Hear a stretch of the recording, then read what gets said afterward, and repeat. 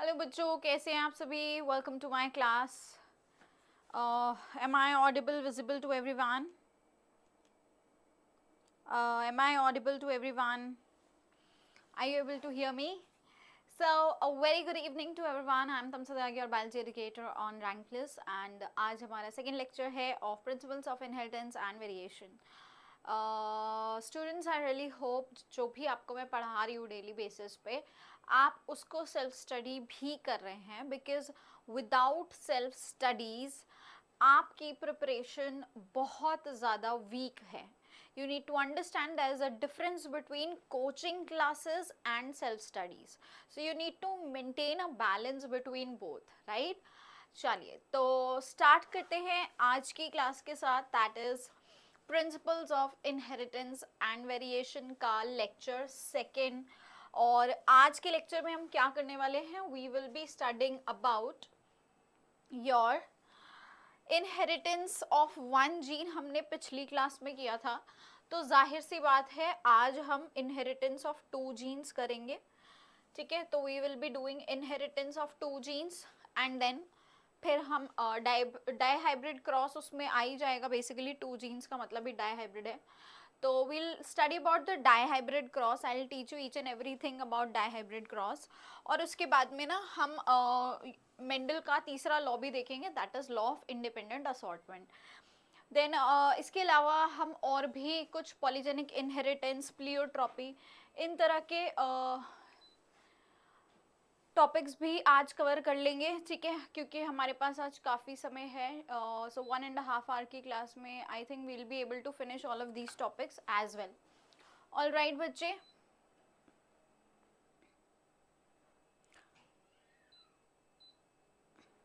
Yes. So please mark your attendance before starting the class. Sex determination भी आज ही कर लेंगे of all the your humans, birds, insects and your honey bee as well. Okay, या मैं अच्छे से ऑडिबल हूँ, विजिबल हूँ सभी को? यस और नो? देखो मेरे को चैट्स ना थोड़ा सा. हाँ जी. So Lokesh is here.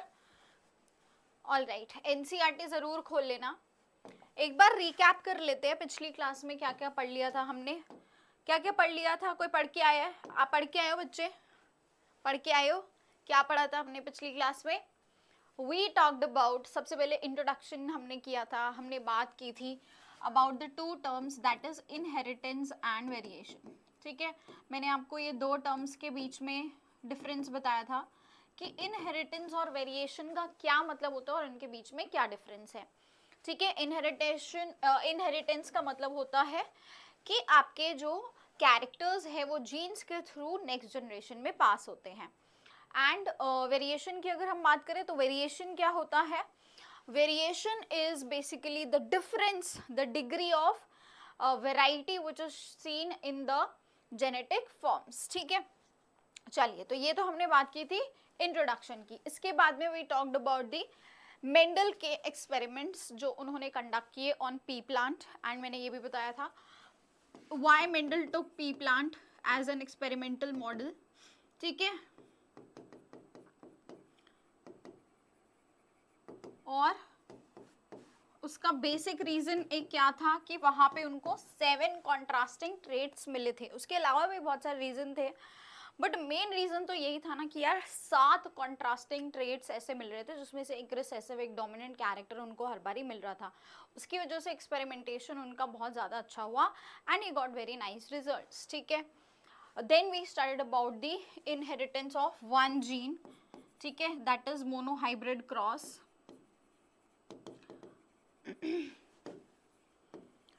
तो inheritance of one gene monohybrid cross में हमने क्या देखा स्टूडेंट्स की जब भी किसी एक कैरेक्टर को हम पास ऑन करते हैं ना, ठीक है, और उसमें पेरेंट्स को पहले क्रॉस कराएंगे तो हमारे पास में जो F1 जनरेशन आएगी, फिलियल वन जनरेशन, वो सारी की सारी डोमिनेंट ट्रेट शो करेंगे, ऑल्दो उनका जीनोटाइप हेट्रोजाइगस कंडीशन में होगा. और फिर अगर हम उनकी दोबारा से सेल्फिंग कराते हैं, दोबारा उनकी क्रॉसिंग कराते हैं, तो हमारे पास में जो नेक्स्ट F2 जनरेशन आती है वो जनरेशन कैसी होने वाली है? That generation will be having further your उस जनरेशन के अंदर क्या होगा, आपके पास में आपको एक रेशो मिलेगा जिसमें कि जीनोटिपिक रेशो क्या होगा, the genotypic ratio would be 1:2:1, ठीक है। तो यहाँ पे मोनोहाइब्रिड क्रॉस में जीनोटिपिक रेशो क्या आता है, जीनोटिपिक रेशो आता है 1:2:1, ठीक है। और अगर बात करते हैं फिनोटिपिक रेशो की, तो फिनोटिपिक रेशो आता है 3:1, है ना। यही सब पढ़ा था हमने। इसके अलावा मैंने आपको ये भी बताया था कि कुछ ऐसे भी केसेस होते हैं जहां पे मेंडल के लॉ ओबे नहीं होते हैं, तो वो क्या है, Mendel not followed, in which cases, in two cases, that is your आपका एक होता है कोडोमिनेंस और एक होता है आपका that is your incomplete dominance, ठीक है। दोनों के एग्जाम्पल्स हमने डिटेल में कवर किए थे। तो कोडोमिनेंस कहाँ दिखता है हमको, in the A B blood group, specifically codominance सिर्फ और सिर्फ ए बी ब्लड ग्रुप में दिख रहा है, in your A B O blood group system. और इनकम्प्लीट डोमिनेंस हमको कहाँ दिखा, इनकम्प्लीट डोमिनेंस हमको कहाँ पे दिखा था, incomplete dominance we saw in the antirrhinum plant, उसके फ्लावर्स में हमको दिखा स्नैपड्रैगन में, जहाँ पे red was not completely dominant over the white flower and hence we got the pink coloured flowers. Also we studied about your test cross and back cross, ठीक है। हमने ये सारे टॉपिक्स पिछली क्लास में कवर कर लिए थे। यहाँ तक किसी को कोई भी अगर डाउट है तो please let me know, otherwise हम आगे बढ़ जाते हैं। पिछली क्लास से किसी भी बच्चे को कोई डाउट, कोई भी ऐसा चीज पॉइंट जो आपको नहीं समझ में आया था, कुछ भी ऐसा था, हाँ मैं ये मानूं कि नहीं था, अगर कोई आंसर नहीं कर रहा है तो so let's proceed further now, ठीक है, आगे बढ़ जाए। चलिए, great then, so that means nobody has any doubt and we can proceed further. अब हम बात करने वाले हैं इनहेरिटेंस ऑफ टू जीन्स। क्या बात करेंगे स्टूडेंट्स,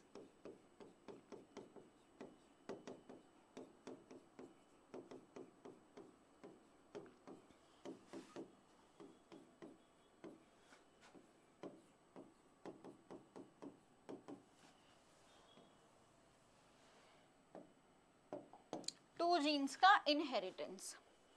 बच्चे जब दो जीन्स का इनहेरिटेंस हो रहा है, ठीक है, ऐसा जब हम क्रॉस कराएंगे पेरेंट और मदर और फादर के बीच में, तो इस तरह के क्रॉस को हम बोलते हैं डाई हाइब्रिड क्रॉस। क्या बोलते हैं, डाई हाइब्रिड क्रॉस, ठीक है।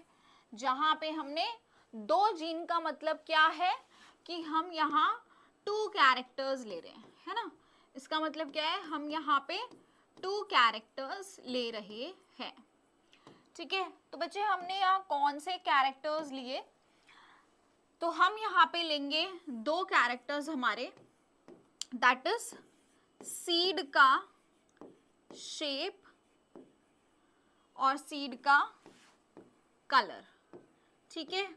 हम ये दो कैरेक्टर्स के साथ में अपना डाई हाइब्रिड क्रॉस करेंगे, जो कि एनसीईआरटी में भी दिया हुआ है। एनसीईआरटी इसी दो कैरेक्टर्स के साथ में वहां पे क्रॉस करके दिखाया हुआ है, ठीक है। सीड का शेप अगर बात करें तो हमारे पास दो वैरायटी होती है, we have yellow, sorry shape की बात करें we have round which is denoted by capital R and wrinkled which is denoted by small r। तो बेटा ये मैंने आपको पहले ही बताए थे एनोटेशंस, जब हम किसी लेटर का कैपिटल लेटर यूज कर रहे हैं, इसका मतलब वो वाला कैरेक्टर क्या होता है, डोमिनेंट होता है। तो यानी यहाँ पे round is dominant, this is dominant character, और रिंकल्ड यहाँ पे क्या होता है, रिसेसिव कैरेक्टर, ठीक है। राउंड यहाँ पे डोमिनेंट है, रिंकल्ड यहाँ रिसेसिव है। फर्दर सीड के कलर्स क्या लिए हम लोगों ने, यहाँ पे सीड के कलर्स लिए येलो एंड ग्रीन। तो बेटा yellow denoted by capital Y, green denoted by small y। ठीक है, तो समझ गए, ये हमारा डोमिनेंट है यहाँ और ये हमारा रिसेसिव है। ठीक है, this is dominant, this is recessive. Clear?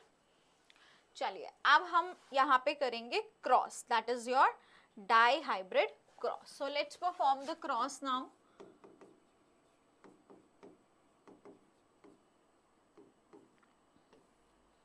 Initially हमने यहाँ पे क्या ले लिए, पेरेंट्स ले लिए। ठीक है, हमने क्या ले लिए, पेरेंट्स ले लिए बेटा।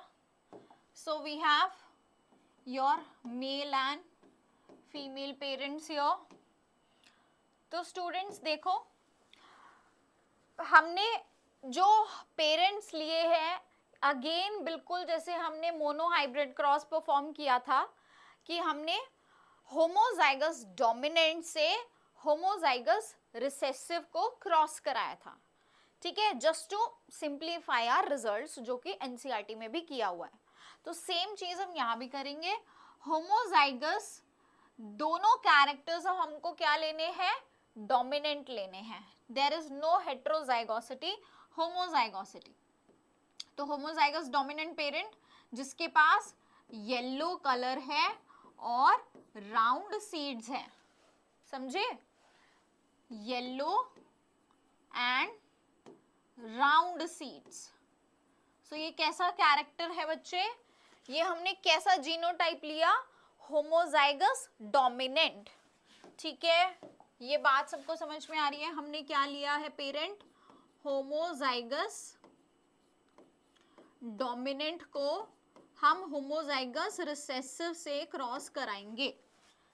होमोजाइगस रिसेसिव क्या हुआ, small y small y small r, no heterozygosity. So हमने यहाँ पे दूसरा पेरेंट लिया होमोजाइगस रिसेसिव।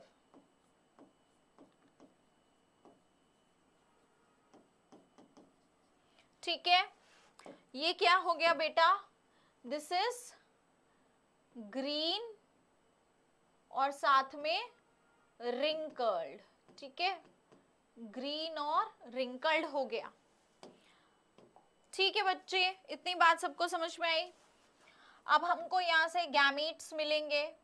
मैं ये वाला स्टेप स्किप कर देती हूँ। ठीक है, तो स्टूडेंट्स हमारे पास यहाँ से जो F1 जनरेशन आएगी, we will be having the filial one generation। ठीक है, या मैं गैमीट्स बना के दिखाऊं, चलो मैं बना देती हूँ, है ना, स्किप नहीं करते, कुछ भी स्किप नहीं कर रही मैं पहले यहाँ पे गैमीट्स दिखा देती हूँ। तो बेटा देखो, इसके पहले यहाँ पे गैमीट्स दिखा रही हूँ मैं। इस पेरेंट के गैमीट्स क्या होने वाले हैं, YR एंड YR, यही गैमीट्स होंगे, यस और नो, है ना। इसके क्या गैमीट्स होंगे, small YR small y small r, है ना। तो यही गैमीट्स होंगे। अब इनकी क्या होगी, क्रॉसिंग होगी। Let's cross them. सो इनको क्रॉस करने पे, इनकी फर्टिलाइजेशन करने पे हमको क्या रिजल्ट मिलता है, हमारा सबसे पहला F1 generation, that is filial one generation. ठीक है, देखो बच्चे, जब ये क्रॉस करेंगे, आपका क्रॉसिंग कैसे होगी, basically this will cross with this, है ना, this will cross with this, या इसको इसके साथ करवाओ, कैसे भी करा लो, इसको इसके साथ भी कराते हैं, इसको इसके साथ भी कराते हैं। तो हर कंडीशन में हमारे पास रिजल्ट क्या आएगा, capital Y small y capital R small r, क्योंकि एक जगह हमारे पास गैमीट में डोमिनेंट वाले दोनों अलील्स होने वाले हैं, एक जगह दोनों रिसेसिव वाले। तो every time we will be having this result. और ये कैसा रिजल्ट है, ये सारे प्लांट्स कैसे होने वाले हैं बताइए, ये सारे के सारे F1 जनरेशन के प्लांट्स कैसे होने वाले हैं? ये क्या होगा, व्हाट इज दिस, मतलब ये सारे सेम ही है. This is capital Y small y. तो कैपिटल वाई इसमें डोमिनेंट है, स्मॉल वाई रिसेसिव है. तो मतलब सीड का कलर क्या होगा, येलो होगा. अगेन सीड का शेप कैसा होगा, capital R is dominant and small r is recessive. तो सीड का शेप कैसा होगा, राउंड होगा. तो मतलब कि ये सारे के सारे क्या हैं, these are all yellow round seeds. ठीक है, ये सब के सब क्या है, येलो कलर के राउंड सीड्स. ठीक है, these are all yellow round seeds in our F1 generation, but they are all heterozygous. ये कैसे हैं सारे के सारे, हेट्रोजाइगस डोमिनेंट. जीनोटाइप कैसा है, हेट्रोजाइगस डोमिनेंट. क्लियर हो गई इतनी बात? ठीक है, अब हम करवा देते हैं इनकी सेल्फिंग आपस में. ठीक है, अब हम क्या करवा देते हैं, इन प्लांट्स की आपस में क्रॉस करा देते हैं.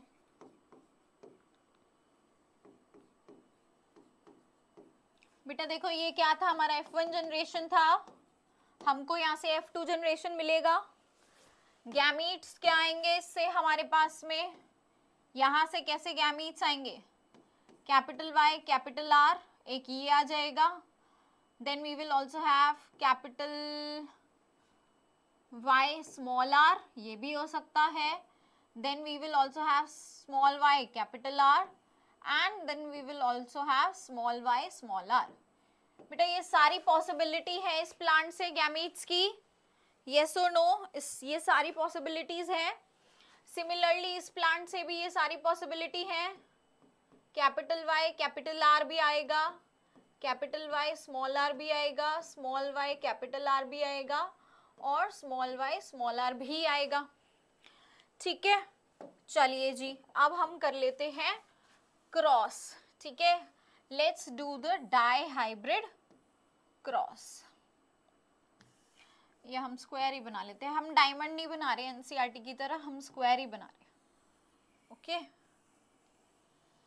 चलिए, सो ये हो गए इधर हमारे गैमीट्स, इधर हमने रख दिए अपने गैमीट्स. ठीक है, ये हम कर रहे हैं मेल फीमेल का क्रॉस. ठीक है, 1 2 3 4. So 1 2 3, ये थोड़ा ज़्यादा बड़ा हो गया. बेटा प्लीज साथ में आप लोग भी बनाइए बॉक्स. ठीक है, I want you all to draw the box along with मी.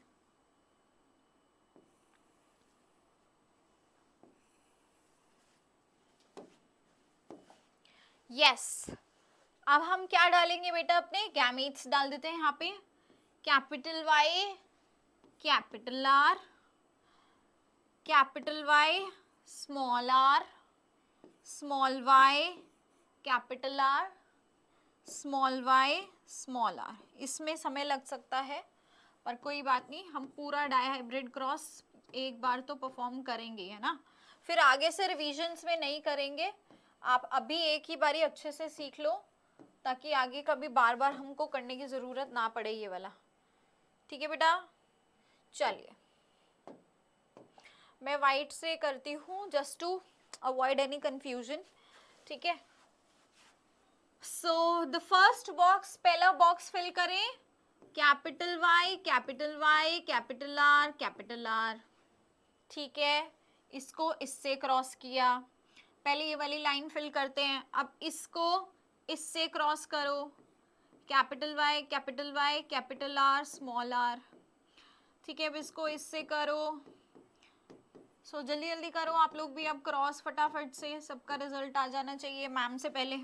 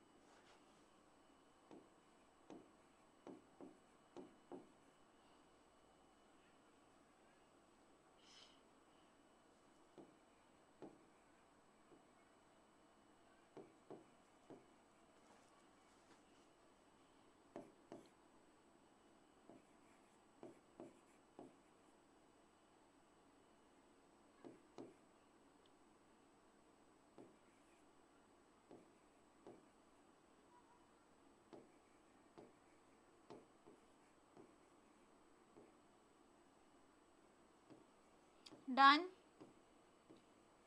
आप लोगों ने भी फिल कर दिया ये, चलिए वेरी नाइस।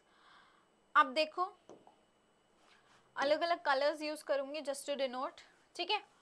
सबसे पहले हम देखते हैं येलो राउंड कितना है यहाँ, येलो राउंड वाले कितने हैं, चलिए काउंट करते हैं। येलो राउंड कौन कौन से होने वाले हैं, ये येलो राउंड होगा, ये भी येलो राउंड होगा, ये भी येलो राउंड होगा, this is also yellow round, yellow round, yellow round, yellow round, then this is also yellow round, this is also yellow round, ठीक है। तो ये सारे येलो राउंड हैं। How many are they, 1 2 3 4 5 6 7 8 9, total कितने yellow round, 9, ठीक है। Next आ जाते हैं, next green, sorry green wrinkled रहते हैं, पहले येलो रिंकल्ड देखते हैं। येलो रिंकल्ड वाले कितने हैं, जहां पे Y डोमिनेंट है और कोई भी कैपिटल R नहीं है, ओनली स्मॉल r, ठीक है। तो ये हो गया येलो रिंकल्ड, ये भी हो गया येलो रिंकल्ड, और ये भी हो गया, ठीक है। हाउ मेनी, और तो कोई नहीं है ना, अच्छे से देखो साथ में, ये नहीं जो मैम ने कर दिया बस वही सही है, ठीक है। You also have a look, done. अब येलो नहीं बचा, अब ग्रीन राउंड देखो, ग्रीन राउंड कितने हैं, ग्रीन राउंड कितने हैं, ये ग्रीन होगा और राउंड होगा साथ में, ग्रीन राउंड, ये भी ग्रीन राउंड, ये भी ग्रीन राउंड, है ना। कितने हो गए ग्रीन राउंड, 3 हो गए। एंड लास्टली हमारे पास क्या बच गया, ग्रीन रिंकल्ड, क्या बच गया, ग्रीन रिंकल्ड। ग्रीन रिंकल्ड कितना है यहाँ, how many are green wrinkled here, only 1. So this brings out our phenotypic ratio. ये क्या बताती है हमारी phenotypic ratio। यहाँ पे बेटा जी जो phenotypic ratio आती है that is 9:3:3:1. This is the phenotypic ratio in your F2 generation. This is your F2 generation, ठीक है। This is the filial 2 generation. Clear हो गया, किसी को कोई भी डाउट यहाँ तक, सबको समझ में आया है, yes or no, आया है। चलिए जीनोटिपिक रेशियो कैलकुलेट करना है,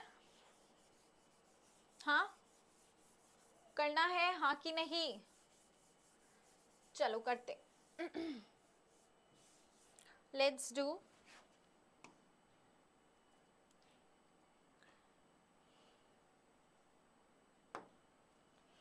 जीनोटिपिक रेशियो कैलकुलेट करते हैं। सबसे पहले capital Y, capital Y, capital R, capital R कितने हैं, capital Y, capital Y, capital R, capital R एक ही है, और तो नहीं है ना कहीं पे भी, सो इट इज ओनली 1, ठीक है। अब मैं ऐसे ऐसे कलर्स लूंगी जो अभी तक हमने नहीं लिए हैं, ताकि हम डिस्टिंग्विश कर पाए। नेक्स्ट कौन सा है, capital Y, capital Y, capital R, small r, कितने हैं बेटा, 1 दो और है कहीं ये जहां दो कैपिटल Y एंड देन नहीं है ना, only have to like this, ठीक है। नेक्स्ट है capital Y, small y, capital R and capital R। कितने हैं बेटा ये वाले? एक तो ये रहा और एक ये रहा, और कहीं है? नहीं है ना, ओनली टू। ग्रेट।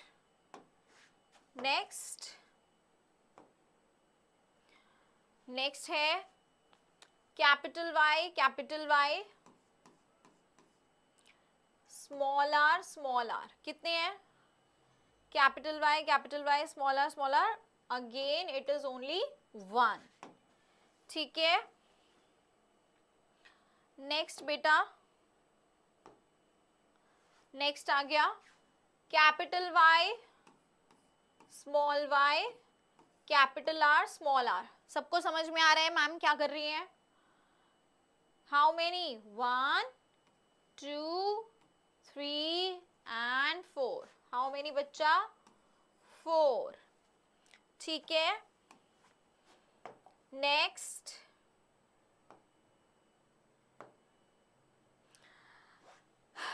है capital Y, small y, small r। कितने हैं ये वाले? 1 एंड 2, सो दिस इज 2, ठीक है। चलिए next, small y, small r, sorry capital R, this one, it is only 1, okay. फिर आता है बेटा आपका नेक्स्ट क्या आ रहा है?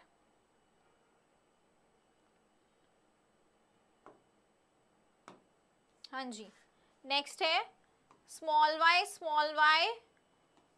Capital R, small r। ये वाले कितने हैं? 2 हैं। And lastly we have small y, small r। How many? 1, okay, clear? तो बच्चे हमारे पास में यहां से जो जीनोटिपिक रेशो बनता है वो क्या बनता है? ध्यान से देखो,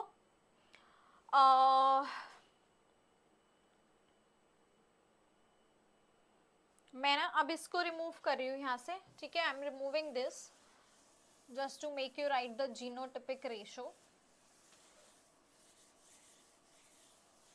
ये सबने नोट कर लिया था ना? कैसे आया है ये समझ में आया है? कोई दिक्कत तो नहीं आई ना यहाँ तक? चलिए अब देखो स्टूडेंट्स, क्या आया हमारे पास में यहाँ पे? Genotypic ratio. हमारे पास में ये जीनोटिपिक रेशो आया है। कैसा आया है? 1:2:2:1। पहले इतना लिख देते हैं, उसके बाद 4:2:1:1 है ना, 4:2:1:1। ये आता है जीनोटिपिक रेशो। याद करने के लिए मैं आपको इसको थोड़ा सा क्या कर देती हूँ, लेट्स जस्ट चेंज इट, ठीक है। इसको मैंने क्या कर दिया? Rearrange, just to make you all remember. Rearrange करके 1:2, फिर 4, फिर ये 1 आगे कर देते हैं बस और 2 पीछे कर देते हैं। अब देखो, अब याद करना कितना आसान हो गया ना, सिंपली 1 2 2 1 4 1 2 2 1, ऐसे याद रखना है आपको। ये जीनोटिपिक रेशो है। 1:2:1 4 1:2:1।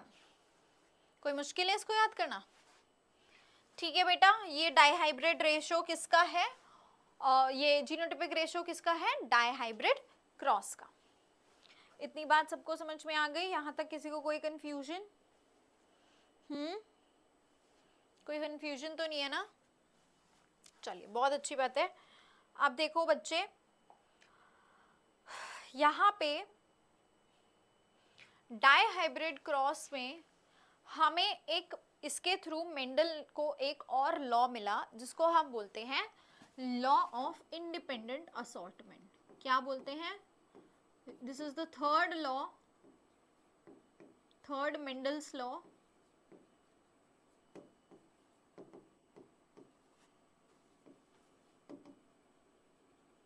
ठीक है, ये क्या है? मेंडल जी का तीसरा लॉ।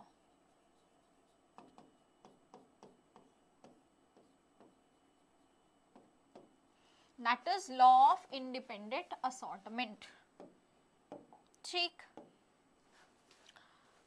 नाम से थोड़ा थोड़ा समझ में आ रहा होगा कि इंडिपेंडेंट असॉर्टमेंट यानी खुद से अलग अलग होना।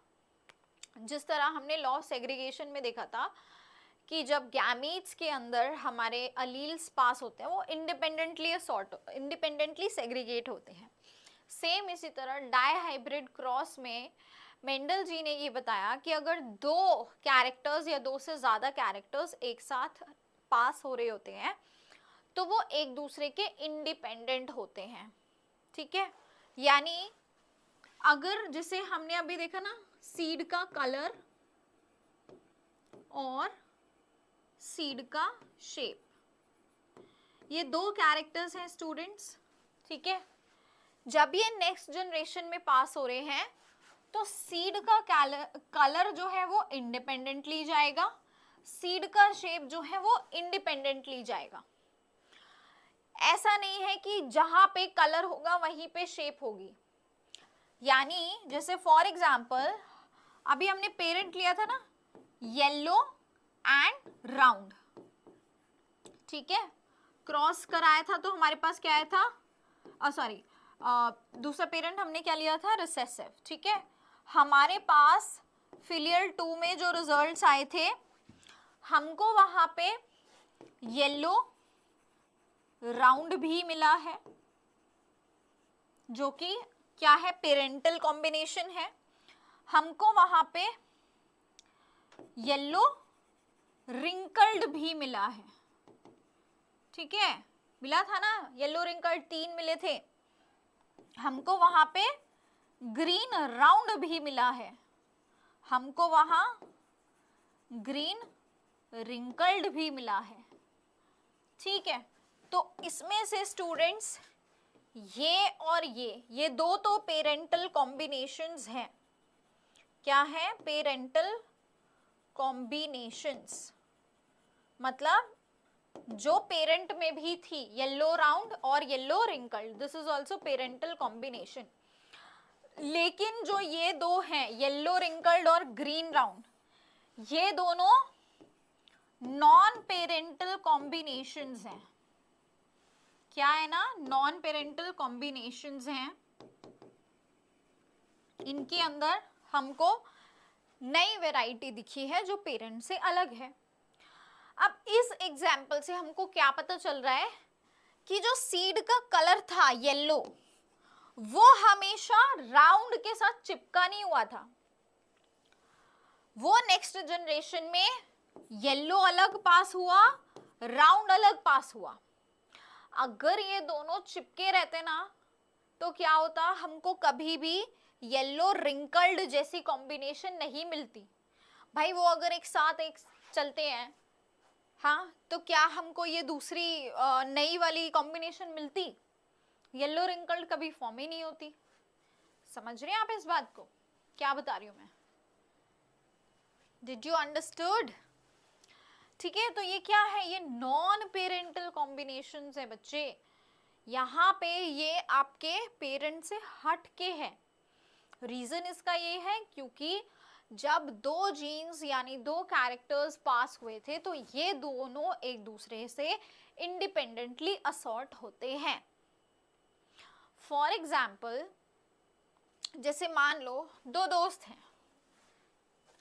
जिनका नाम है राम और श्याम, ठीक है। ये राम श्याम नाम पुराने हो गए, हम थोड़े न्यू नेम लेते हैं, आयान एंड वियान, ठीक है। आजकल ऐसे नाम बड़े कॉमन है। Aayan and Vian are two friends, okay. And then there are two more friends, जो क्या है, they are Myra and Kyra, ठीक है। आजकल ऐसे नाम बहुत चल रहे हैं ना, तो अभी हम राम श्याम सीता गीता छोड़ के अब इन्हीं नामों पे आगे के एग्जाम्पल्स लिया करेंगे, ठीक है। चलिए, आप में से किसी का नाम तो नहीं है आयान वियान मायरा कायरा? चलो कोई बात नहीं, मैं ऐसा कुछ वो नहीं बोलने वाली, एक एग्जाम्पल ही दे रही हूँ।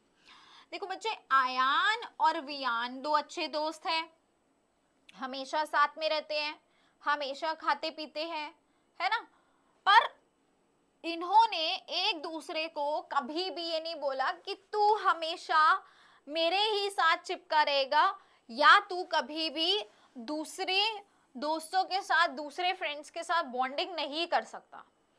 इसने ऐसा कभी नहीं बोला बेटा। आयान मायरा के साथ भी जा सकता है, कायरा के साथ भी जा सकता है, ठीक है। Similarly Vian can also go with Myra and Kyra and vice versa. Similarly इन दोनों ने भी कस्मे वादे नहीं खाए, और यही रीजन है हमारे पास यहाँ से हर तरह का कॉम्बिनेशन बन जाएगा दोस्तों का।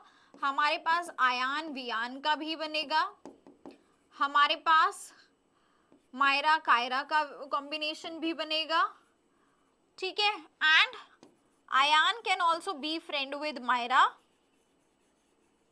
And Vian can also be friend with Kyra, ठीक है। तो ऐसे कॉम्बिनेशन भी बन सकते हैं, समझे बात। ये इन्होंने एक दूसरे को कस्मे वादे नहीं दिए कि तुम हमेशा मेरे ही साथ रहोगे या दूसरे दोस्त कभी बनाओगे ही नहीं।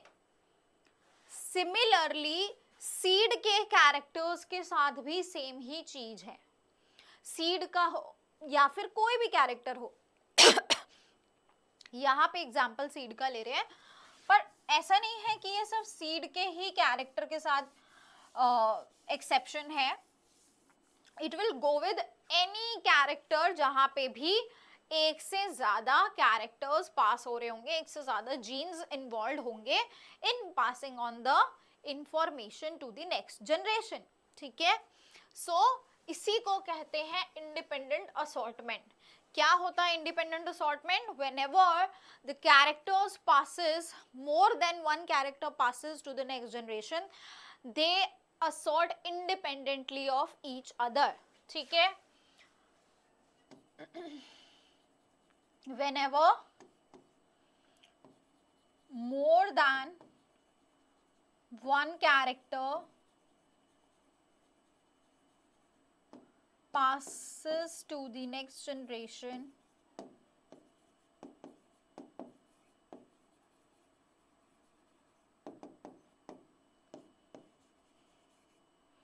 they assort independent of each other,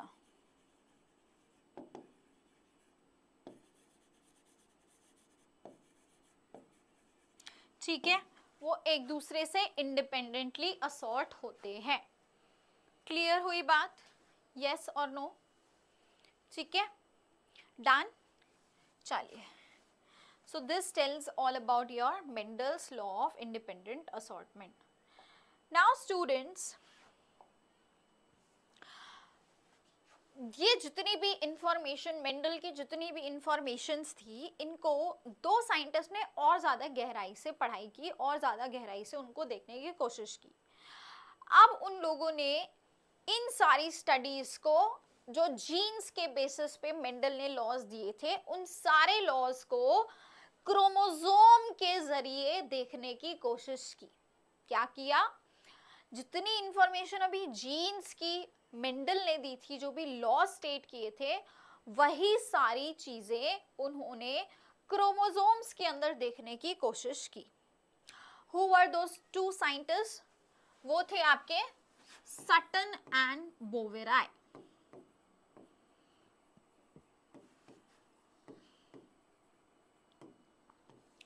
इन दोनों साइंटिस्ट ने वो सेम सारी ऑब्जर्वेशन किसमें देखी, Mendel's loss were observed on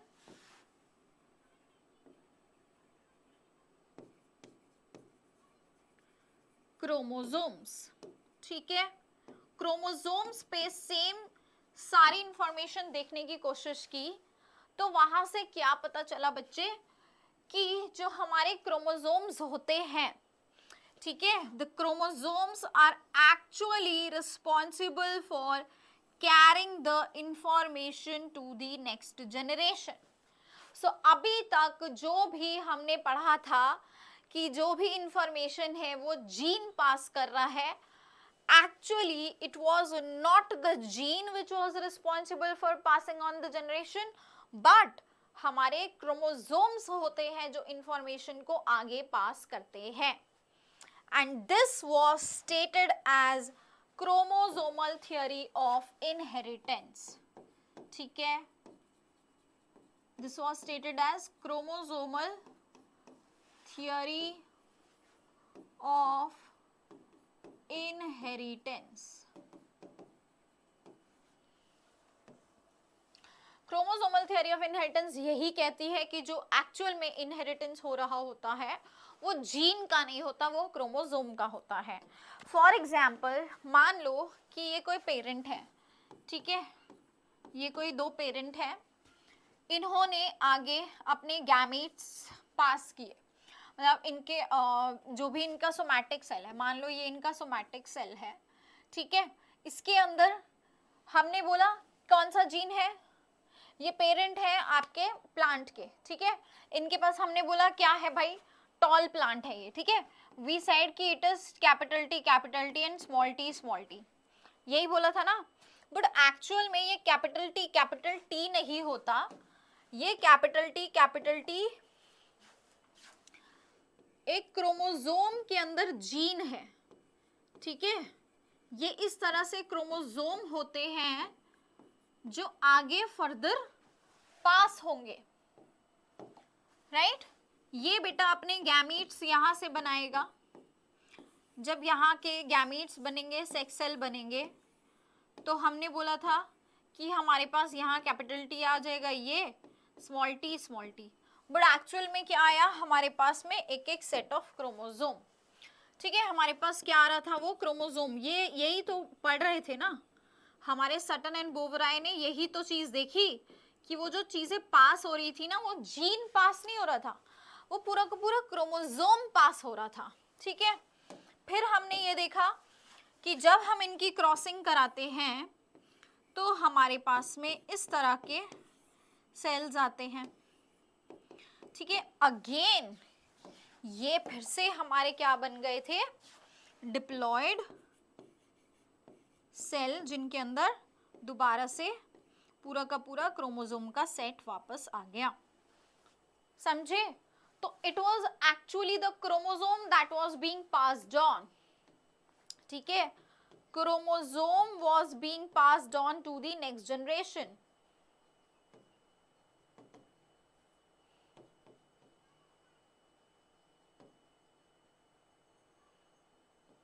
during inheritance, ठीक है, यही बात किसने बताई थी, सटन एंड बोवराय ने। ओके, नाउ इसको ऐसे समझो एक एग्जाम्पल के थ्रू, जैसे मान लो बेटा क्या है ना, हमारे पास में ना यहाँ एक ट्रक है, क्या है, ट्रक है, ठीक है, ओके, और ये हमारा एक दूसरा ट्रक है, दो ट्रक है हमारे पास, ठीक है। अब इन ट्रक्स के अंदर क्या आ रहा है, एक पार्सल आ रहा है, हमारा एक पार्सल आया है कोई, ठीक है, ऑल्दो इसमें बहुत सारे पार्सल होंगे बट हम इंटरेस्टेड है हमारे पार्सल में, इसमें कोई ए पार्सल आ रहा है, इसमें हमारा कोई बी पार्सल आ रहा है, ठीक है, ऑल्दो इसमें और भी बहुत सारे पार्सल्स होंगे, ठीक है, पर हम जैसे यहाँ पे हम सिर्फ इंटरेस्टेड थे ना, एक ही हम कैरेक्टर को स्टडी कर रहे थे, उसी तरह हम यहाँ पे सिर्फ अपने एक पार्सल पे क्या कर रहे हैं, we are just focusing on one parcel, इसके अलावा यहाँ बहुत सारे और पार्सल्स भी हैं। सिमिलरली उन क्रोमोसोम्स के अंदर भी बहुत सारे और जीन्स भी होते हैं। समझ में आई ये बात? इसमें भैया और भी बहुत सारे पार्सल है, पर हम सिर्फ फोकस कर रहे हैं अपने पार्सल पे। अब बेटा क्या हो रहा था ना, आप यहाँ खड़े हो, आप अपने घर में हो, आपके घर पे क्या आया, डोरबेल बजा के पार्सल वाला भैया आया और वो आपको क्या दे के गया, ये ए पार्सल दे गया, ठीक है। सिमिलरली ये दूसरा बंदा है, वो बी घर में मतलब वो बी वाला पार्सल लेके गया और जिसका था उसको दे आया, ठीक है। तो यहाँ पे ये लोग ना मेंडल की तरह सोच रहे हैं, ये जो लोग हैं ये मेंडल की तरह सोच रहे हैं। मेंडल को सिर्फ पार्सल में इंटरेस्ट था, मतलब सिर्फ किसमें, जीन्स में इंटरेस्ट था, वो सिर्फ जीन्स पे फोकस कर रहा था। पर उसने कभी ये ध्यान नहीं दिया कि एक्चुअल में उन जीन्स को लाने वाला, यानी इस पार्सल को लाने वाला कौन था, ये ट्रक था। तो ये ट्रक ना आता आगे बढ़ता नहीं, अगर ये ट्रक नहीं चल के आता तो पार्सल खुद चल के आ सकता था आपके पास, नहीं ना। सिमिलरली क्रोमोसोम्स पूरा के पूरे एज इट इज पास होते हैं और अपने साथ वो जीन लेके जाते हैं। बात समझ में आई? It is not actually the parcel that came to their house, but it was the truck that उसने पूरा एक स्टेट से दूसरी स्टेट कवर किया, तब आपके कहीं पास में वो पहुंचा है। सिमिलरली यहाँ पे ट्रैवल कौन करता है, क्रोमोसोम करता है, और उसके अंदर इस तरह के जीन होते हैं जो साथ साथ में पास होते रहते हैं। देखो ये जीन्स इस तरह प्रेजेंट होते हैं, ये है ना, ये सारे जीन्स हैं, दुनिया भर के जीन्स आपको यहाँ मिलेंगे, अलग अलग इंफॉर्मेशन कैरी कर रहे होंगे, ठीक है। तो ये एक्चुअल में जीन्स जो होते हैं ये आपके क्रोमोसोम्स के थ्रू पास होते हैं। सबको इतनी बात समझ में आ गई? So it is not actually the allele or the genes which are being passed on as is stated by Mendel. Those are not the discrete units of inheritance, but actually the inheritance was happening because of the chromosomes. Now इस experiment का verification करने के लिए there was another scientist जिनका नाम था T.H. Morgan, ठीक है। इस एक्सपेरिमेंटल वेरिफिकेशन करने के लिए, इस थ्योरी का एक्सपेरिमेंटल वेरिफिकेशन करने के लिए देयर वाज अनदर साइंटिस्ट जिनका नाम था T.H. मॉर्गन। सो बेटा he worked on your fruit fly, इन्होंने किस पे काम किया, फ्रूट फ्लाई पे, जिसको हम साइंटिफिक नेम क्या होता है फ्रूट फ्लाई का, ड्रोसोफिला मेलानोजेस्टर। क्या होता है, Drosophila melanogester is the scientific name. Okay, तो ड्रोसोफिला मेलानोजेस्टर के अंदर उन्होंने स्टडीज की एंड वहां पे उनको पता चला that yes actually this worked. अभी मैं आपको डायग्राम्स दिखा देती हूँ जो एनसीईआरटी में गिवन है, I will open the NCERT for you, ठीक है। एंड बेटा एक क्वेश्चन कई बार पूछ लिया जाता है कि व्हाई फ्रूट फ्लाई, क्यों फ्रूट फ्लाई को लिया गया, उसके बहुत सारे रीजन थे। पहला इजीली अवेलेबल लैबोरेटरी मॉडल था, ठीक है, ग्रो करना आसान था, easy to grow, life cycle बहुत छोटी थी, शॉर्ट लाइफ स्पैन, जिसकी वजह से नेक्स्ट जनरेशन बहुत जल्दी जल्दी मिलती थी, ठीक है। देन उसके अलावा स्टूडेंट्स यहाँ पे जो मेजर चीज थी वो क्या था कि इनका आपका फ्रूट फ्लाई के अंदर मेल और फीमेल में इजीली डिस्टिंग्विश हो सकता था, ठीक है, इजीली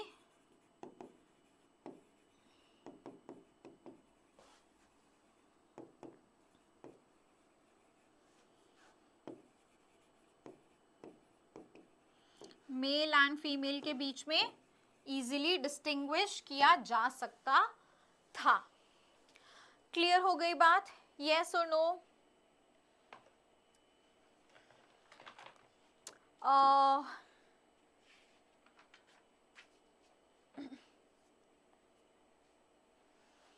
ठीक है बेटा, डन है, इतनी बात आई सबको समझ में?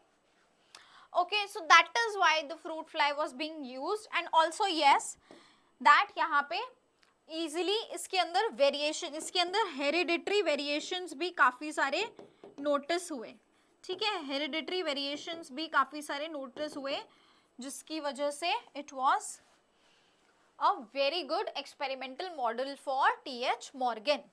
ठीक है, चलिए I will show you the NCERT now and एक बार डायग्राम देखते हैं एनसीईआरटी के।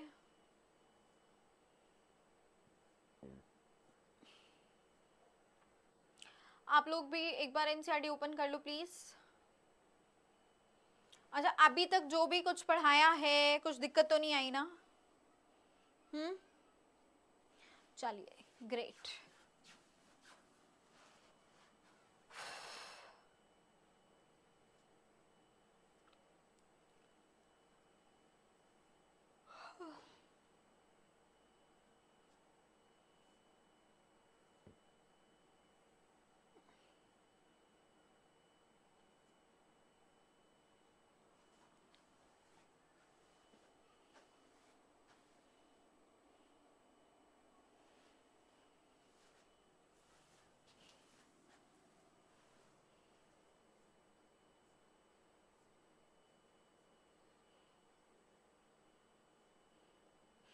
ये देखो, आज हमने इनहेरिटेंस ऑफ 2 जीन किया है, ठीक है, ये पूरा क्रॉस आज हमने कर लिया था।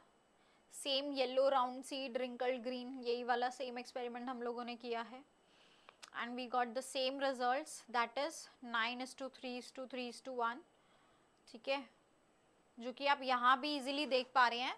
ये ऑरेंज कलर के बॉक्सेस सारे ये सब येलो राउंड है, ये हल्के ग्रीनिश वाले क्या है, these are all green and these are all wrinkled and yellow.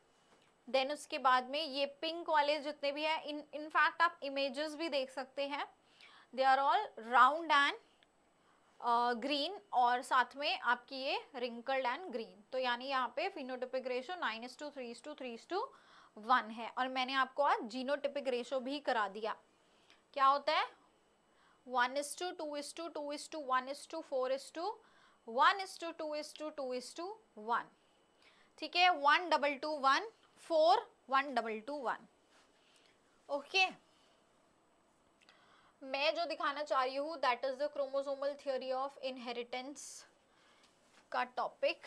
Okay, so one diagram is this which is showing basically the independent assortment, ठीक है, ये आपका इंडिपेंडेंट असॉर्टमेंट दिखा रहा है कि that your yellow is not always linked with the red one, ठीक है, your orange is not always linked with the green one. Initially आप यहाँ देख रहे हैं कि ये शायद साथ साथ में सेपरेट हुए हैं, है ना, ये साथ साथ में सेपरेट हुए हैं, लेकिन इसके बाद हमको यहाँ पे न्यू वैरायटी मिल जाएगी, ठीक है। जब ये इसके साथ फर्दर जाके जब हम इनकी क्या कराते हैं, क्रॉसिंग कराते हैं ना, तो बेटा अगर ये इसके साथ में ब्लेंड होगा तो देन देयर आर चांसेस कि ऑरेंज आपका रेड के साथ भी फॉर्म कर सकता है और येलो आपका ग्रीन के साथ भी कर सकता है, ठीक है। ये देखो यहाँ पे सेम चीज जो मैंने बोली, यहाँ पे आपका मियोसिस 2 हुआ, ठीक है, and you are having these germ cells, similarly you are having these germ cells here.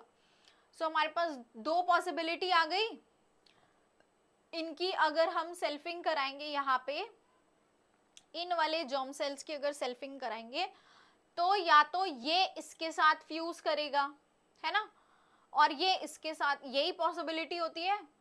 तो then we can have either orange green yellow red और we can also have orange red yellow green.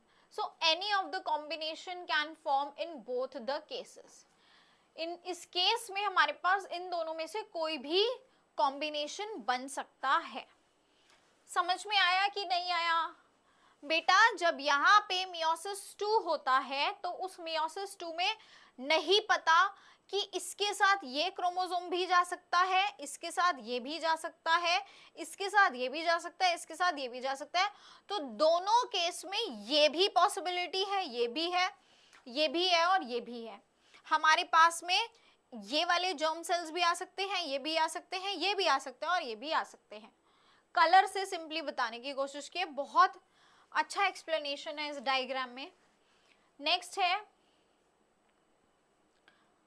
हमारा Drosophila के experiments जो DH Morgan ने किए थे। देखो मैंने जैसा कि आपको बताया, मॉर्गन ने इस तरह से क्रॉसिंग ओवर करके ये पता लगाने की कोशिश की कि एक्चुअल में जो जीन्स पास हो रहे थे वो क्रोमोसोम्स के थ्रू हो रहे थे। अब इन स्टडीज में एक और चीज पता चली, वो क्या थी?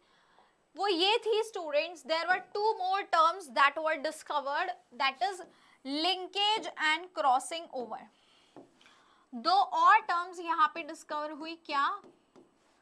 Linkage and crossing over. क्या होती है बेटा ये?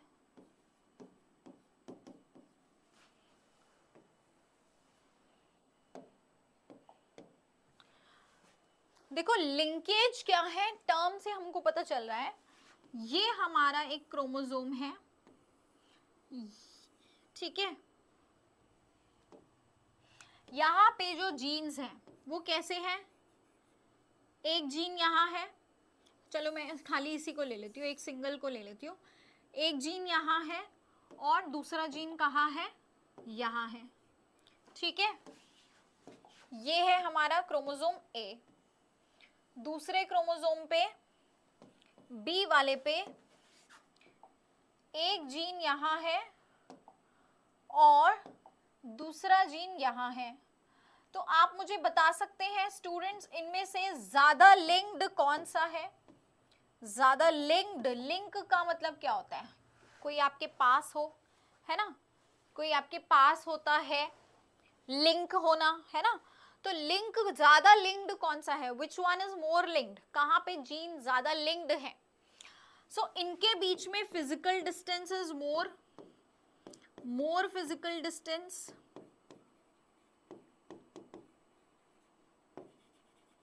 जो दोस्त आपसे थोड़ा दूर रहते हैं, दूसरे शहर में, दूसरे देश में, वो कैसे हैं?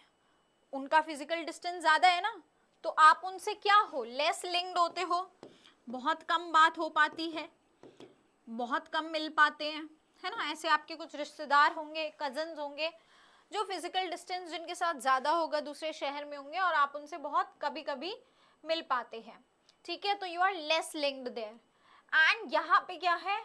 The physical distance is less and it is more linked. यहाँ पे लिंकेज ज्यादा है, इनके बीच में लिंकेज ज्यादा है, ठीक है, इसमें लिंकेज ज्यादा है ना। अब बेटा एक बात बताओ, अब मैं अगर इसकी, अब मान लो इसका जो पेयर था ये क्रॉसिंग ओवर में जाते हैं, ठीक है, ये क्रॉसिंग ओवर में जाते हैं, ये इसका वेरिएंट है दूसरा, ठीक है। मुझे सारे ही डिफरेंट कलर यूज करने पड़ेंगे क्योंकि ये इसके वेरिएंट है।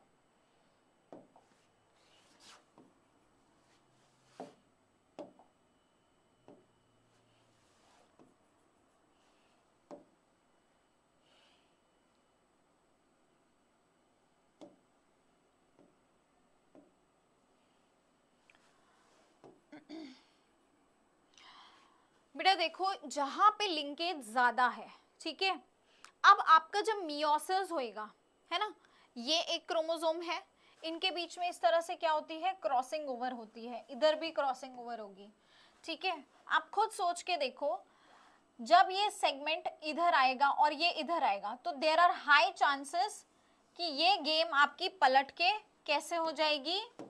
ये अगर क्रॉसिंग ओवर होती है तो ये वाला हिस्सा इधर आ जाएगा और ये वाला हिस्सा इधर चला जाएगा। यानी कि आपका यहाँ पे there are high chances that during the crossing over आपका क्या हुआ, ये येलो वाला इधर आ गया और जो ब्लू पहले इधर था वो उधर चला गया, है ना। इसी तरह होती है क्रॉसिंग ओवर। और हमको क्या मिल जाएगा इससे, एक नया कॉम्बिनेशन, यहां से क्या मिल जाएगा, एक नया कॉम्बिनेशन जिसमें जो ऊपर जीन होना चाहिए था वो कहाँ आ गया, वो नीचे आ गया। ये येलो मैंने ऊपर बनाया था वो नीचे आ गया, और ब्लू मैंने नीचे बनाया था वो कहाँ चला गया, ऊपर चला गया। समझ में आई आपको क्रॉसिंग ओवर कैसे दिखाई मैंने, आइए समझ में आई ना। क्या किया मैम ने ऐसे क्रॉस करके दिखाया, ये वाला सेगमेंट उधर चला गया, ये वाला सेगमेंट इधर आ गया है, ठीक है। So this is actually the crossing over that happened here, जो कि यहाँ पे बहुत इजी था होना। वही सेम क्रॉसिंग ओवर स्टूडेंट्स अगर मैं यहाँ करती हूँ, आप देखो आप, हाँ अब देखो यहाँ पे सेम क्रॉसिंग ओवर करते हैं। ये देखो मैंने सेम क्रॉसिंग ओवर यहाँ करी, कोई जीन में अल्टी पल्टी हुई नहीं हुई, क्योंकि ये तो बेटा इतने ज्यादा क्लोजली एसोसिएटेड है, ये तो इनको कोई छेड़ ही नहीं पा रहा, ठीक है। दैट इवन आफ्टर मियोसिस कुछ चेंज नहीं हुआ, एंड ये आपका क्रोमोसोम एज इट इज का एज इट इज रह गया, ठीक है। तो यहां से हमको क्या पता चला कि जब आपके जीन्स बहुत ज्यादा क्लोजली एसोसिएटेड होते हैं, यानी वो लिंक्ड होते हैं, more linkage, then we will have very less recombination। हमारे पास कोई रिकॉम्बिनेंट नहीं बना, जो पेरेंट था वही नई रिकॉम्बिनेशन है, लेकिन यहाँ पे जो रिकॉम्बिनेशन है वो काफी हद तक हुई है, पूरा जीन चेंज हो गया है। पेरेंट की जगह अब हमारे पास पूरी complete non parental combination form हो गई है। तो बेटा जितनी ज्यादा लिंकेज उतनी ही less recombination। In fact we say that linkage is inversely proportional to recombination, ठीक है। जितनी ज्यादा लिंकेज उतनी कम रिकॉम्बिनेशन, जितनी कम लिंकेज, जितनी कम लिंकेज, लिंकेज कम है ना, फिजिकल एसोसिएशन ज्यादा है, तो उतनी ही ज्यादा रिकॉम्बिनेशन। आया समझ में, यस और नो, क्लियर। अब इसी को एनसीईआरटी के डायग्राम से समझाती हूँ। जो ये वाले क्रॉसेस हैं जो आप लोगों को शायद समझ नहीं आते, let's talk about them now. NCERT open कर लेना अपनी अपनी।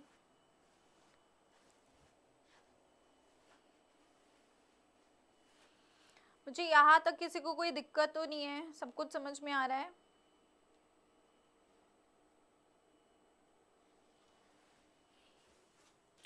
चलिए देखिए, पहले ये वाला देखते हैं। This is the parental combination, जहाँ पे ये देखो ये कितना है, कितनी लिंकेज है यहाँ पे, बस इतनी है ना, इतनी लिंकेज है। आप स्टूडेंट्स हमारे पास में जब यहाँ पे रिकॉम्बिनेशन आता है दैट इज ओनली 1.3%, और पेरेंटल टाइप कितना आ रहा है, 98.7% पेरेंटल टाइप आ रहा है। यानी जब लिंकेज आपकी ज्यादा होती है, when they are more linked then the recombination is very less। इतनी बात समझ में आई। सिमिलरली क्रॉस बी देखो, जब ये डिस्टेंस ज्यादा होता है यानी लिंकेज क्या है, कम है, तब उस कंडीशन में देखो क्या हो रहा है, आपके पास में recombinant types is higher, that is 37.2% आ गया है ना, 37.2% रिकॉम्बिनेशन आ गया। समझ गए, देख रहे हो ना फिजिकल डिस्टेंस कितना है, यहाँ पे पेरेंटल टाइप के बीच में बस इतना डिस्टेंस है और यहाँ पे इतना है, तो यहाँ डिस्टेंस कम था इसीलिए रिकॉम्बिनेशन कम हुई है, पेरेंटल टाइप ज्यादा आएगा, and vice versa in this case. Clear, कोई कंफ्यूजन तो नहीं है यहाँ तक? सबको सब कुछ क्लियर? चलिए ओके, अब आ जाते हैं नेक्स्ट टॉपिक पे, दैट इज पॉलीजेनिक इनहेरिटेंस। ठीक है,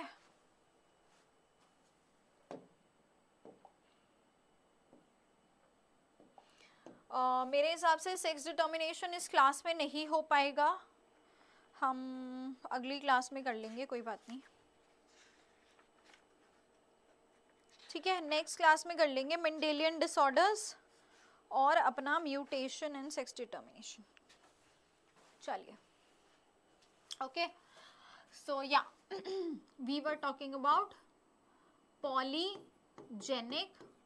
अगर होता है तो कर लेंगे, कोई बात नहीं, नहीं होता तो we will continue in next class.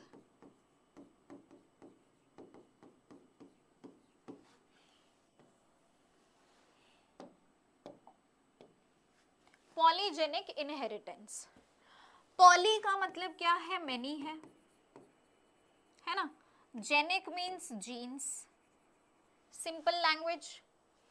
तो पॉलीजेनिक इनहेरिटेंस, ऐसी इनहेरिटेंस जहां पे एक से ज्यादा जीन्स की इनहेरिटेंस हो रही है। बेटा ये ऐसी कंडीशन होती है जहां पे वन ट्रेट बोले तो one character is controlled by many genes, और ये जीन्स जरूरी नहीं है एक ही क्रोमोसोम पे प्रेजेंट हो, many chromosomes are also involve in it.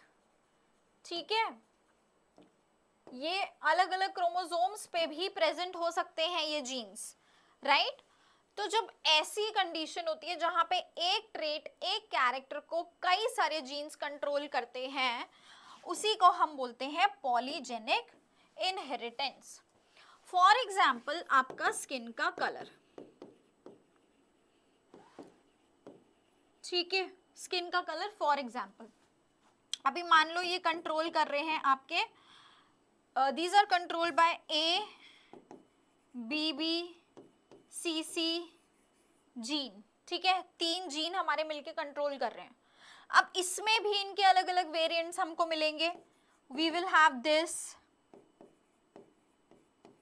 we will have this,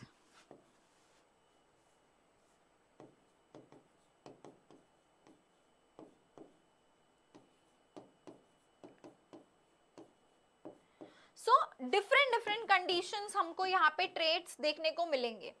ठीक है, डिपेंडिंग ऑन कौन सा यहाँ पे अलील है, कौन सा डोमिनेंट है, कौन सा रिसेसिव है, कौन से क्रोमोसोम पे कौन सा जीन कितना डोमिनेंट है ना, होमोजाइगस है, हेट्रोजाइगस है, रिसेसिव है, उसी के बेसिस पे ये स्किन का कलर डिसाइड होता है।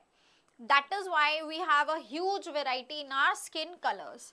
सिमिलरली इवन द हाइट, हमारी जो हाइट होती है, that is also one of the example of your polygenic inheritance. Clear हो गया सभी को? आया समझ में what is polygenic inheritance? Now there is another term which is known as pleiotropy. अब वो इसका एकदम opposite है। Don't get confused between these two terms. बहुत simple, clear शब्दों में इनके नाम में ही इनका मतलब है। जैसे पॉलीजेनिक में तो कोई आपको गलती होनी ही नहीं चाहिए, ठीक है। प्लियोट्रॉपी क्या होता है स्टूडेंट्स? प्लियोट्रॉपी एक ऐसा मैकेनिज्म है जहां पे मोर देन वन जीन, ठीक है, जो अभी हमने देखा था वो एक ट्रेट कंट्रोल कर रहा था, यहाँ पे क्या हो रहा है, one gene is controlling more than one traits. ठीक है, one gene is controlling more than one traits. It is controlling trait A, trait B, trait C.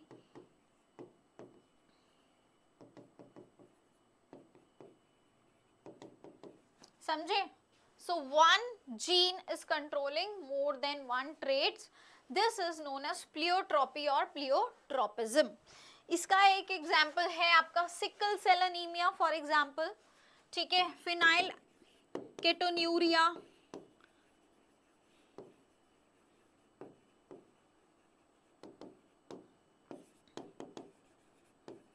sickle cell anemia, right? These are the examples. देखो कैसे, for example मैं पहले phenyl ketonuria explain करती हूँ। Phenyl ketonuria में क्या होता है ना, आपका फिनाइल एलेनिन नाम का एंजाइम फॉर्म नहीं होता है ना, एक जीन होता है, this gene is responsible for making the phenyl alanine enzyme. अगर ये नहीं बनेगा तो क्या होगा, इसकी वजह से आपका वहां पे टायरोसिन एक्युमुलेट होने लगेगा, यानी ये लिवर को भी डैमेज कर सकता है। ये एक जीन कितनी सारी चीजें कर रहा है, देख रहे हो, है ना, और it is stopping the convergence and leading to accumulation of your tyrosin।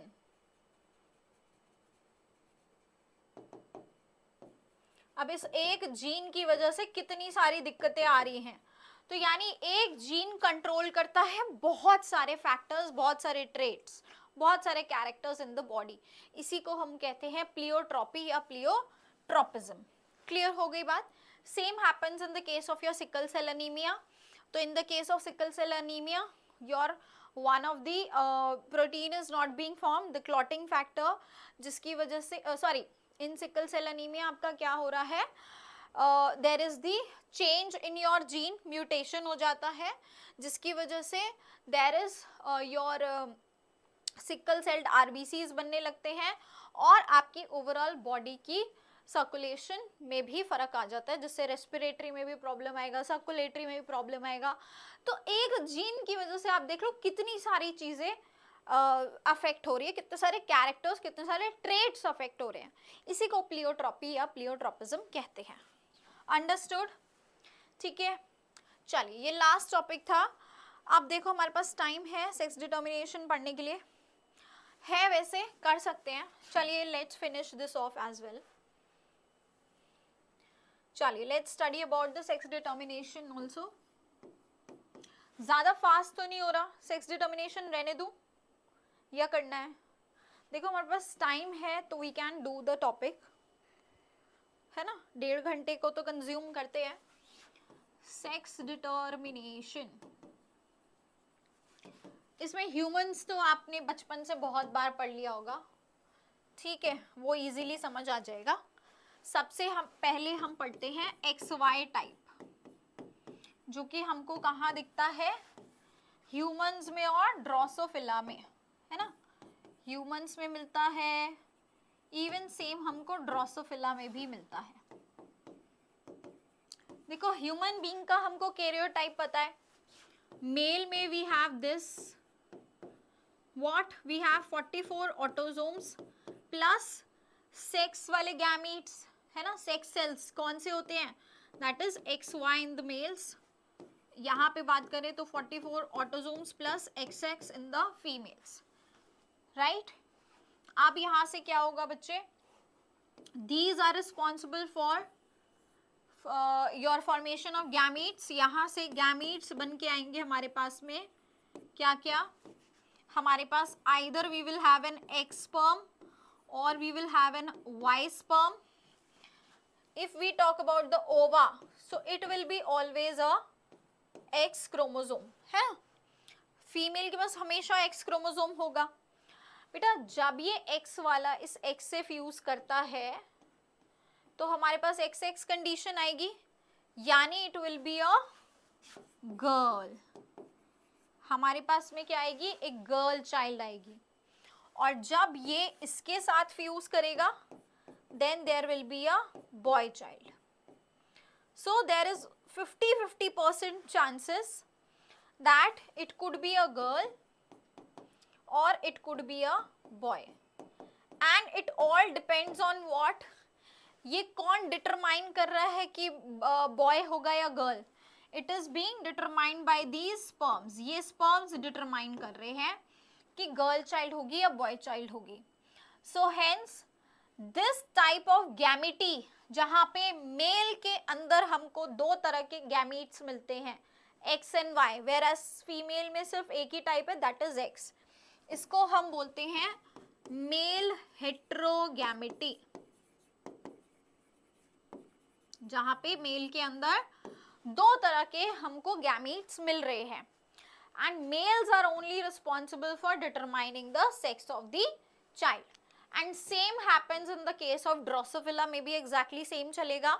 ठीक है, हमारे पास वहां टोटल में 4 क्रोमोसोम होते हैं, 3 ऑटोसोम और एक XY, 3 ऑटोसोम और XX। ठीक है, सेम चीज होगी, X जाके ओवा से फ्यूज करेगा तो गर्ल, Y स्पर्म फ्यूज करेगा तो बॉय, राइट। चलिए अब हम देखते हैं in the case of your insects like your grasshopper. ठीक है, अब कहाँ देखेंगे हम, ग्रासहॉपर में, where we see the XO type of sex determination.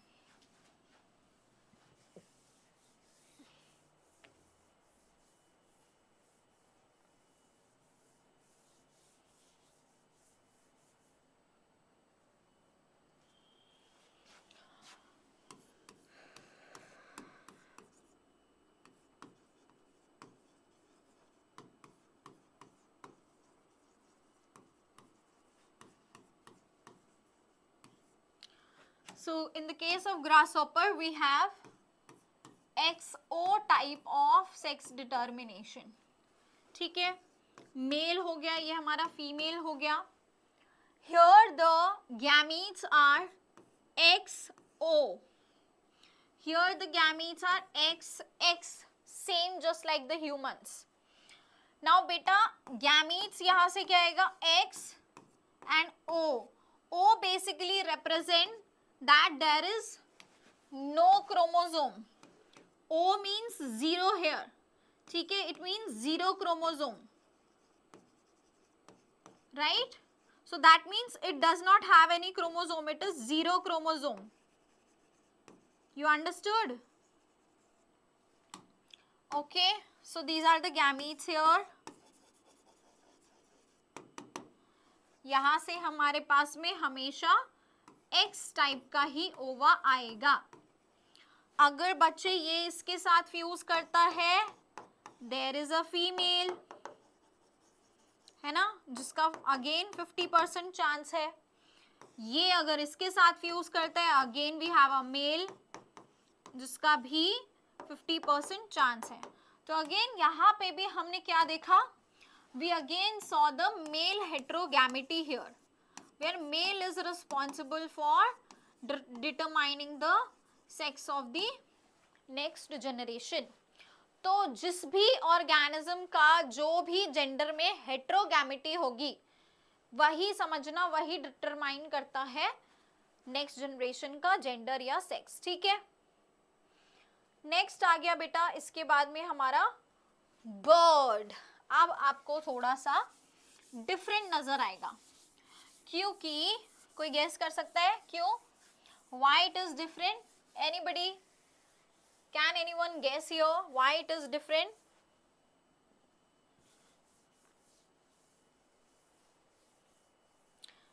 हाँ जी, कोई भी बताना चाहेगा? So next हमारे पास क्या है, in birds जहां पे होता है ZW type of sex determination. ठीक है, so we have a male here and a female here. Male का it is ZZ, but in the case of female it is ZW।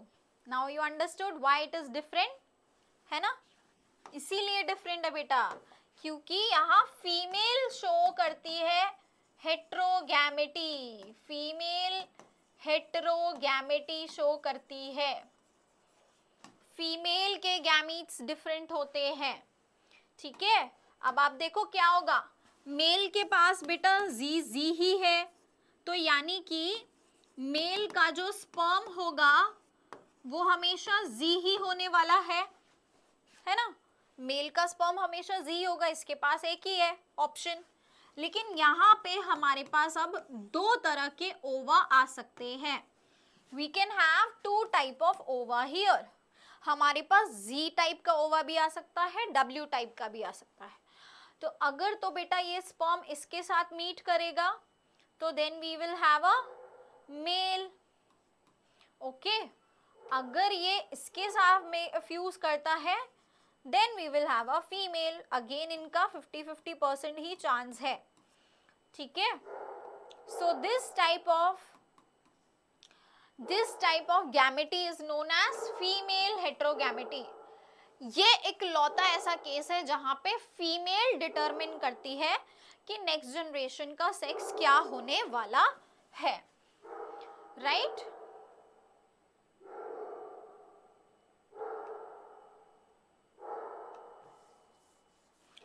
Next आ जाओ बच्चे, third के बाद में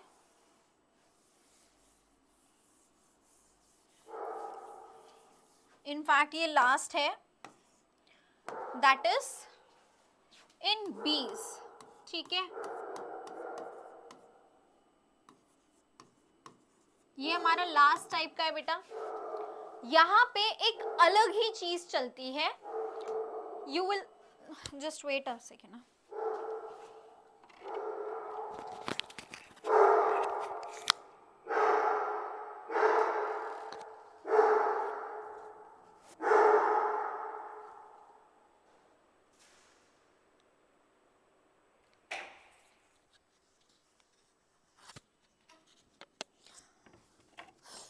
ओके या तो स्टूडेंट्स यहाँ पे क्या होगा ना, यहाँ पे बीज के अंदर एक अलग ही सीन चलता है। बीज के अंदर क्या होता है देखो, यहाँ पे फीमेल के पास में 32 क्रोमोसोम्स होते हैं, दे आर डिप्लॉयड। कैसे होते हैं ये? डिप्लॉयड होते हैं। और मेल के पास कितने होते हैं? मेल के पास होते हैं only 16 chromosomes and they are actually haploid. ये कैसे होते हैं? हैप्लॉयड होते हैं। अब यहां से जब गैमीट्स आएंगे, जब यहां से गैमीट्स आएंगे तो हमारे पास में 16 क्रोमोसोम्स आएंगे बेटा, 16 और यहाँ पे तो बेटा 16 ही आएगा, और कोई ऑप्शन ही नहीं है ना, एक ही गैमीट आएगा, राइट। अब देखो इसमें से ये एक ही जाके उसके साथ फ्यूज कर सकता है ना। ये इसके साथ फ्यूज अगर कर लेगा तो हमारे पास फिर से क्या आ जाएगा? 32 क्रोमोसोम्स, ये डिप्लॉयड हो जाएगा और ये क्या बन जाएगी? This will be a female again. ये क्या बन जाएगी? फीमेल बन जाएगी, यस और नो। लेकिन ये दूसरे वाले का क्या होता है, दूसरे गैमीट का? बेटा इस कंडीशन में ये क्या करता है, ये डायरेक्टली एक नया ऑर्गेनिज्म बना देता है, that is a male, without undergoing the fertilization, ठीक है, विदाउट फर्टिलाइजेशन,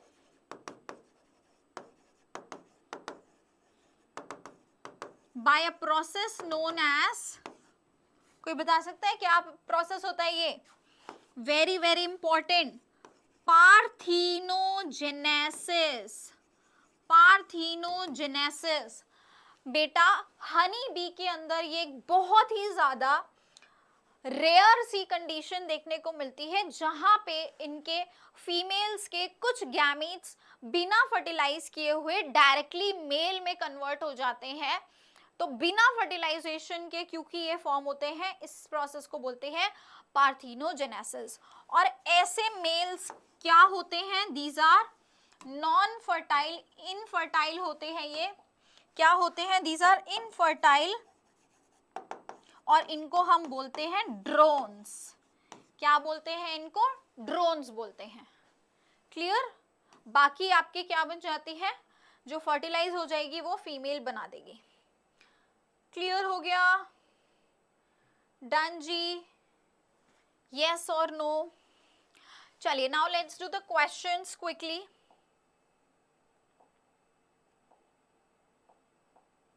ओके, तो पहला सवाल आ गया है, the chromosomal theory of inheritance states that. Chromosomal theory of inheritance क्या स्टेट करती है बच्चे? Genes are passed on through DNA alone. Genes अकेले ही पास ऑन होते हैं, क्या ये बोलती है chromosomal theory? Chromosomes separate during the meiosis and are distributed into the gametes. Genes are located into the mitochondria.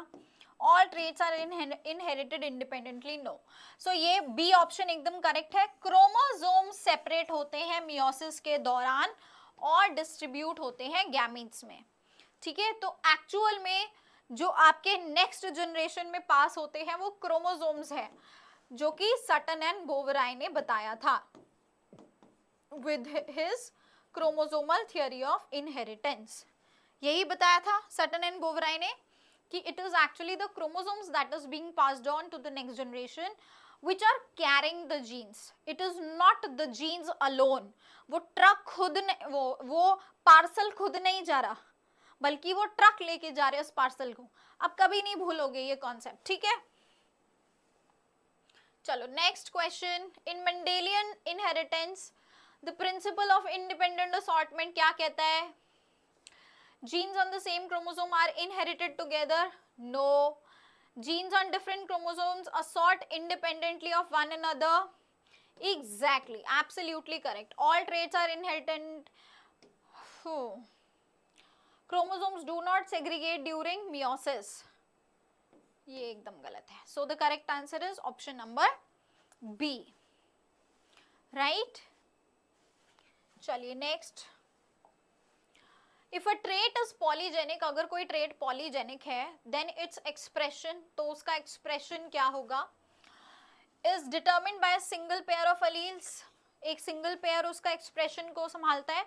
नहीं. Polygenic, multiple genes are responsible, so it can be influenced by multiple genes. This is correct. Is independent of the environment, will not exhibit. These are not the right options. Okay? Clear? हाँ ना, कुछ बता दो भाई. एकदम गुमसुम होके बैठ गए. क्वेश्चंस करने पे क्या हो जाता है? क्वेश्चंस करते टाइम कोई यस नो किसी का नहीं निकलेगा अब, है ना? चलो, प्लियोट्रॉपी occurs when? प्लियोट्रॉपी कब होती है? One gene affects multiple traits. जब एक जीन कई सारे ट्रेट्स को अफेक्ट करता है. प्लियोट्रॉपी कब होती है? मेरा गला बैठ गया आज बोल बोल के. जवाब दे दो. यस. सो प्लियोट्रॉपी में students, your one single gene is controlling more than one traits. ठीक है? So one gene affect the multiple traits is absolutely correct here. All right, done. हाँ जी, हो गया. I think this was the last question. And yes, we are also exhausted now. तो मिलते हैं फिर कल की कक्षा में. ठीक है? Bye bye, take care.